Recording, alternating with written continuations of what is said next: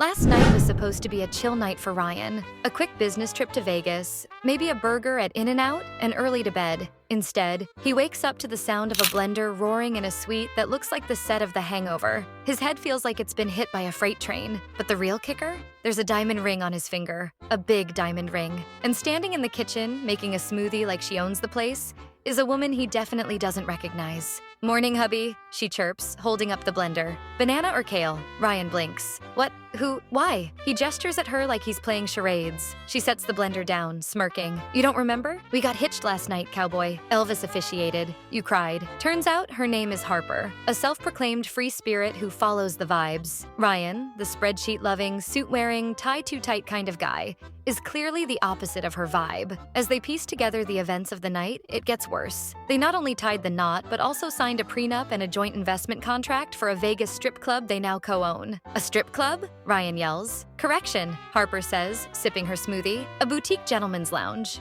We named it Love Handles." She snorts. "Your idea, by the way." Ryan insists on an annulment. Harper agrees, but with one condition. They have to meet with the club's co-investors first, who, as it turns out, are a pair of retired mobsters nicknamed Tony Two Times and Uncle Sal. Uncle Sal looks at Ryan like he's a walking meatball sub. "Kid," Sal says, waving a cigar, "we don't do annulments. You want to leave this deal, it's gonna cost you. Maybe an arm, maybe a leg, but we'll negotiate." Panic sets in. Ryan tries calling his lawyer, only to find out his phone is locked because Harper, in her tipsy brilliance, changed his passcode to Buttercup 420. Meanwhile, Harper's phone is out of juice, and she's too distracted making friends with the hotel concierge, who she's now nicknamed Bobby the Bro. "You're not taking this seriously," Ryan snaps. "Relax, Mr. Corporate," Harper says, winking. "I always land on my feet, except, last night in those 6-inch heels." Despite their bickering, Ryan reluctantly goes with Harper to check out Love Handles. To his horror and Harper's delight, the place is already booming. Harper jumps on stage, hyping up the crowd like a carnival barker,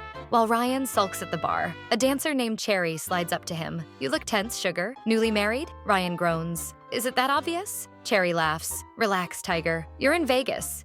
What happens here? Well, sometimes it follows you home." Back at the hotel, Ryan and Harper try to come up with a plan. Ryan wants to sell his share, but Harper insists the club has potential. "Think about it," she says. "We're like yin and yang, brains and whatever it is I bring to the table. It's a gold mine." Ryan starts to argue, but stops when Harper hands him an old-school Polaroid. It's a picture of them from last night, both grinning like idiots under a neon Elvis sign. For a moment, he wonders, did he have fun? The next day, they meet the mobsters again, and Harper pitches a new idea. Turn the club into a classy comedy lounge. "We'll call it Laugh Handles," she declares, ignoring Ryan's face-palming. Surprisingly, Uncle Sal loves the idea. But there's a catch. Sal wants Ryan and Harper to headline the opening night as a comedy duo. "Show us you're a team," Sal says, cracking his knuckles. Or else. Ryan and Harper spend the next 24 hours writing jokes and roasting each other. Ryan turns out to be surprisingly funny, delivering dry one-liners that even Harper admits are gold. By the time they take the stage, their chemistry is undeniable.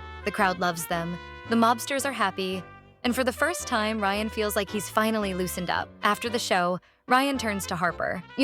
"For someone who ruined my life, you're not so bad." Harper grins. "Oh, Buttercup, that's the nicest thing you've ever said." Just as things seem to settle, there's another twist. A hotel staff member knocks on their door and hands them a letter. Turns out their wedding wasn't official. Elvis wasn't a licensed officiant. Ryan exhales. "So we're not really married?" Harper looks at him, biting her lip. "Technically no, but maybe we could give it a shot anyway?" Ryan pauses, then laughs. "You're unbelievable." Harper smirks. "You mean irresistibly charming." And as the camera fades out, the blender roars again, leaving the audience wondering if these two opposites really might make it work.